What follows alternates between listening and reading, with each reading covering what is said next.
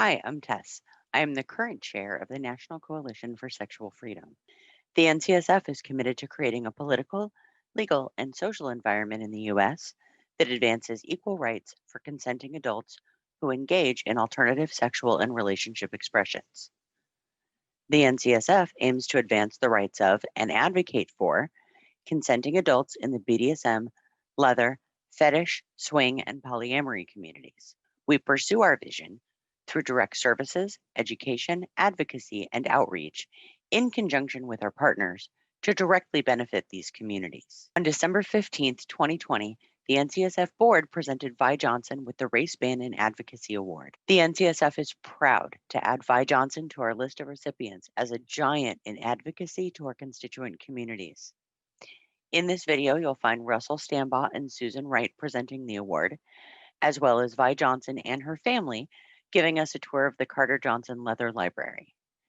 In several places in this video, you'll find out more information about the work Vi does, as well as how to support or donate. Please continue to support organizations like the Carter Johnson Leather Library so they can continue their important work. On behalf of the Board of Directors of the National Coalition for Sexual Freedom, we thank you for your service, advocacy, and for setting an example to which we can all aspire.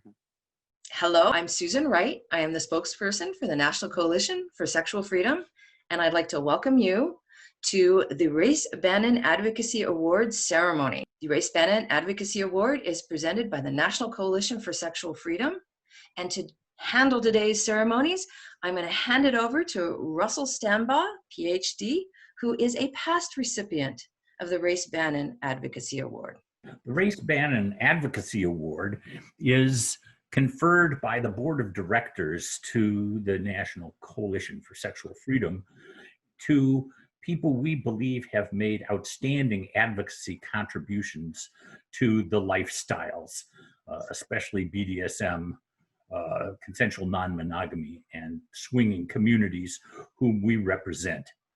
The first award was given in 2017 at the CARIS, or Community Academic Consortium on Research on Alternative Sexualities meeting.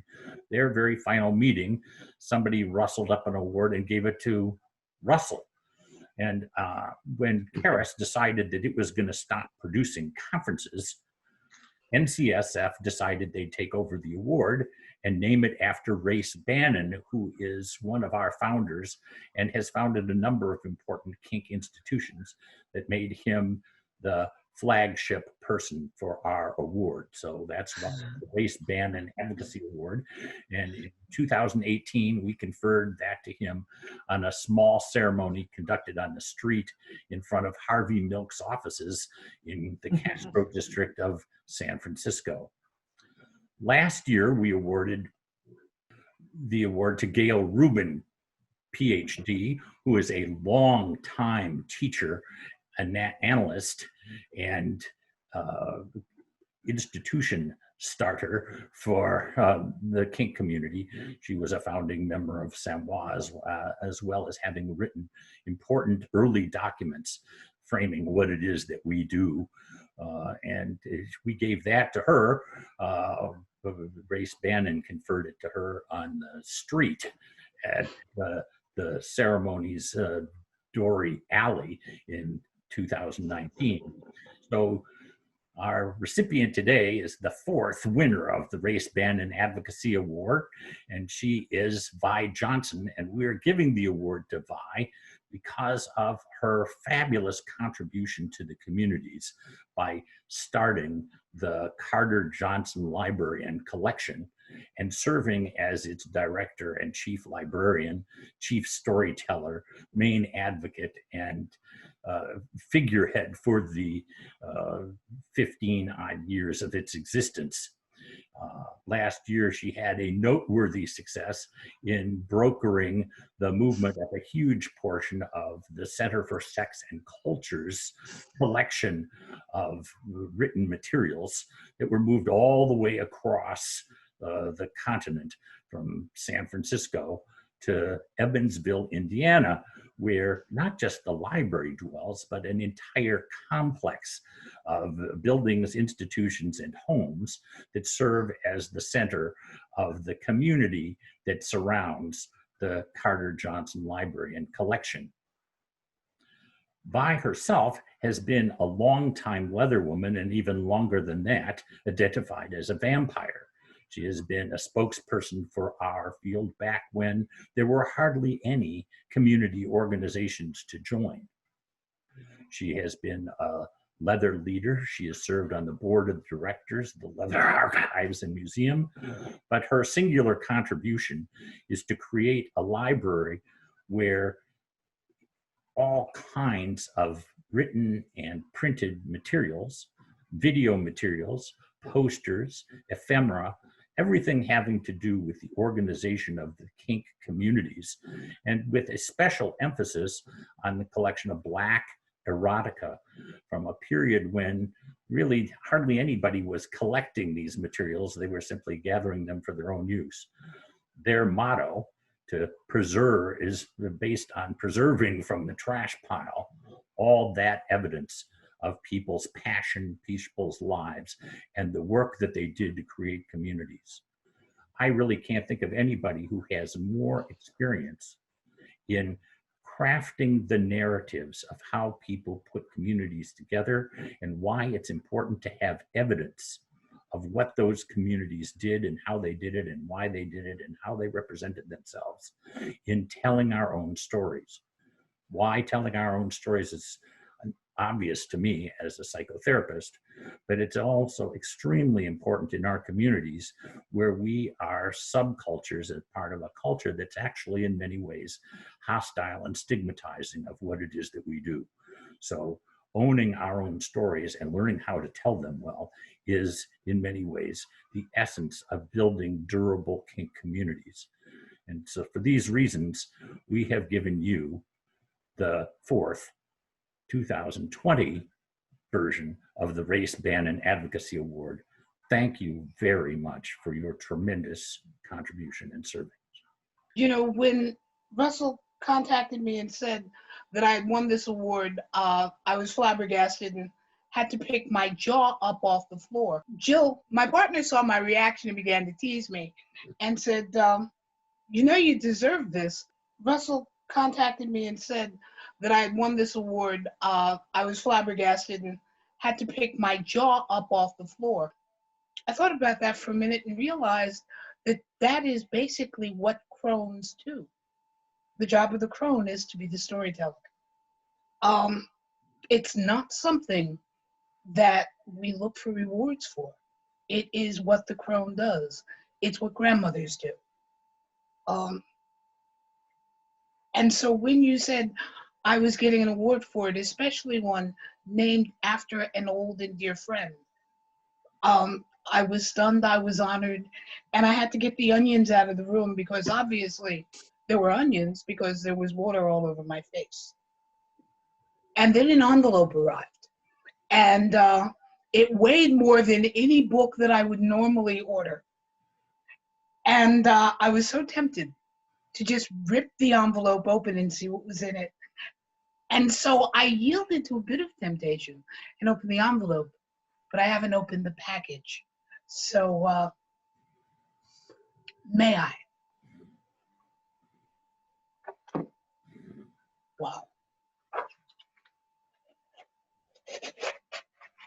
Taking this out ever so gently.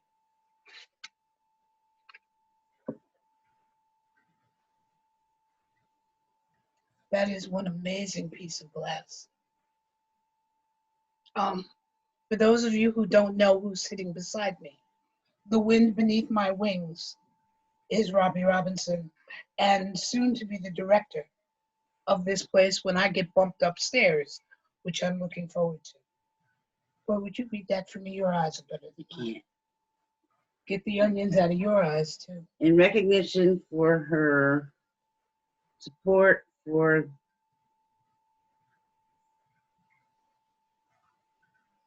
history, collection, and life advocacy, and her stewardship of the Carter Johnson Library and Collection, NCSF, honors Viola Johnson. Susan, Russ, and to the board, I say thank you, but this isn't just about me. While I might have been its founder, there are a lot more people who make this happen than just me. The wind beneath my wings, as I said, is sitting beside me. The librarian for the new Sex and Culture, and that is its own story, is also here. The person who is in charge of our cataloging is sitting beside her. Our web mistress, unfortunately, couldn't be here. There are a lot of hands that make this library run, and they all run because they love each other, they love me, and they love what we as a family do.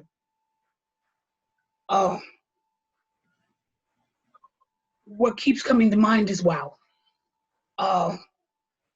Close behind that is just thank you for honoring what we do. There is so much I'd like to say that I can't quite find words for. You know, the English language is notoriously lacking in ways to say thank you. And at some point in time, I guess, the Corona is going to have to figure out a few new ways to do that. I keep looking at this piece of glass and knowing that as a family, we earned it together. We will continue to do what we were chartered to do, and that is to hold those stories so that nobody can take them, to tell them so that our next generations are proud of who they are, to bring them here so that they can experience it in what has become a very safe place that we lovingly call Library Lane. But most importantly, to do what we were originally chartered to do, which is to bring that history to the community that we serve. And although we now are, thankfully, have a place that we call our own, at least for now, all of the United States is the place we call our own because we still travel to where we are requested to go.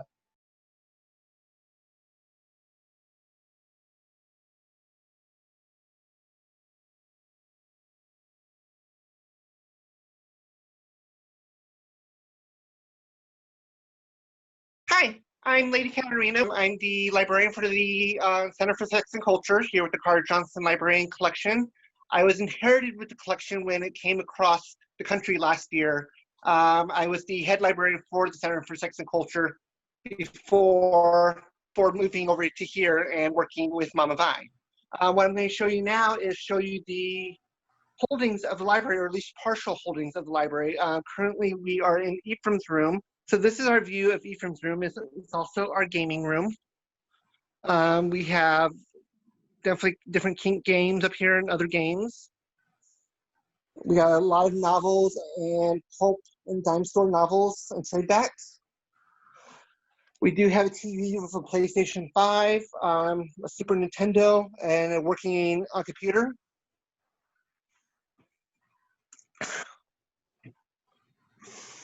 This is our young scholars room, where scholars can come and be able to stay and do their research, do their writing. Matter of fact, about a month ago, we had our first young scholar here who stayed for a month doing their research and writing. Just to show you what we still have to unbox here is all the books on the bookcase here are still books that need to be unboxed when we get our bookshelf for the opposite wall. And these boxes right here are all porn that came from the Center for Sex and Culture earlier this year. We'll be turning that into another reading room and actually meeting room as well.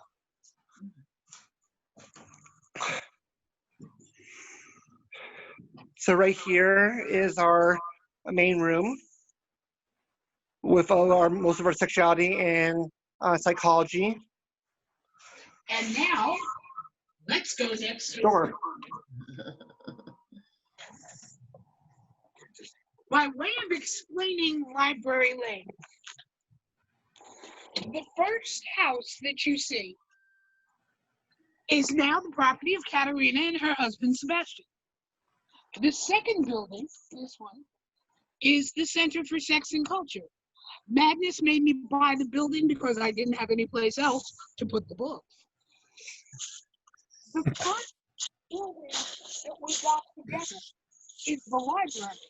But before we go in, the Collins family has been a great supporter of the library. Next to the Collins family is Robbie's house. Right next to Robbie's house is Jack. The blue one. And the house we're fixing up is 4 houses down the block. One of the things that Robbie did, he backed me into a corner about 1.5 years ago. He said he wanted a flagpole for Christmas, so we bought him a flagpole. And then he said, when can I fly the rainbow flag? Now, we're in the heart of the Clan Belt. And I rather jokingly said, when we own 5 houses on this block, you can fly that flag. Be careful what you say.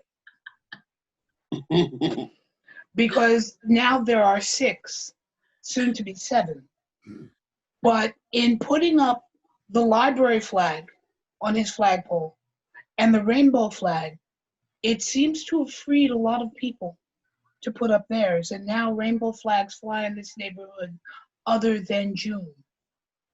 So maybe advocacy is just having the courage to do what you know in your heart is right and setting an example for others.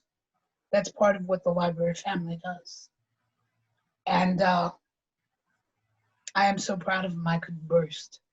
I may be mom and now grandmom, but they have ideas all their own, guts all their own that really still make me nervous. But I trust them in the direction that they're taking the library in. Jack wants us to be a bigger presence at Pride next year. I trust him, so we're going to be. We talked about seeing rainbow flags flying not just all the way down this block, but all the way down the block behind us. That's what they want. That's what the grandmom's going to help them get.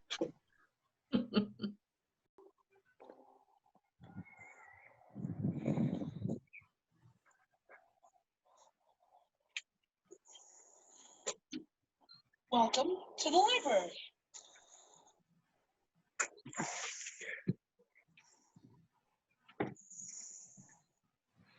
And Robbie is busy working.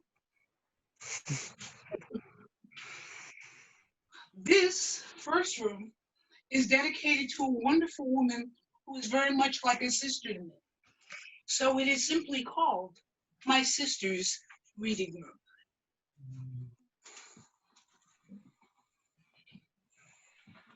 Since in this building, we don't need a kitchen, we turn the kitchen into a media room. Extra computers, of course. We can get about 15 chairs into here. We set up a screen, and we can watch movies from the library's movie collection of about 300. We can show PowerPoints and things like that.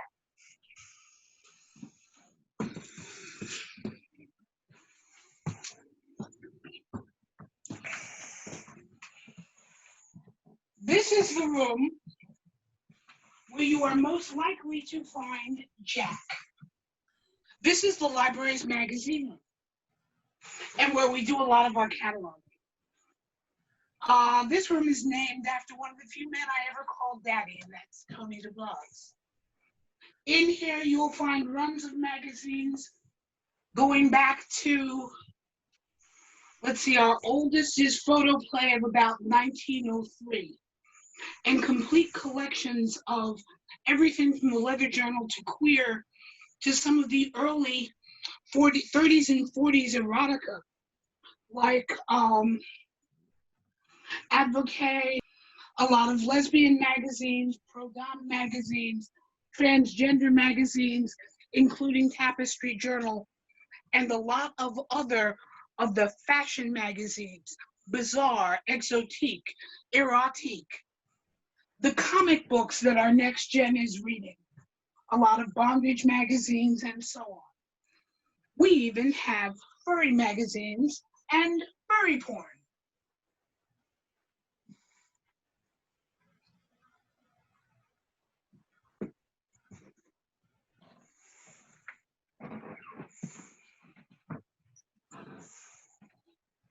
This is our art room dedicated to another old friend, Gail Rubin. We have a decent poster collection, as well as a very good art and photography collection. We also keep our newsletters and programs in here, because programs are so very important in documenting not just the history of the event, but the history of the presenter and those merchants and things that advertised with us and helped us. So this is the art room.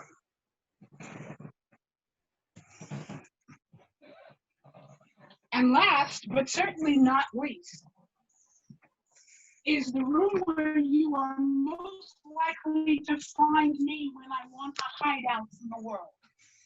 This is the library's rare books room. The oldest in the collection is the 1703 Histoire de la Flagelance. Most of the things in this room are here either because they are numbered tomes or because of their age. We have a fairly good collection from Germany pre-World War II, and a few that are actually even pre-World War I. We have the full run of Falstaff Press. We have runs of Rarity Press, of Gargoyle Press, and the early erotic publishers who dared to put forward those wonderful things that we love to read.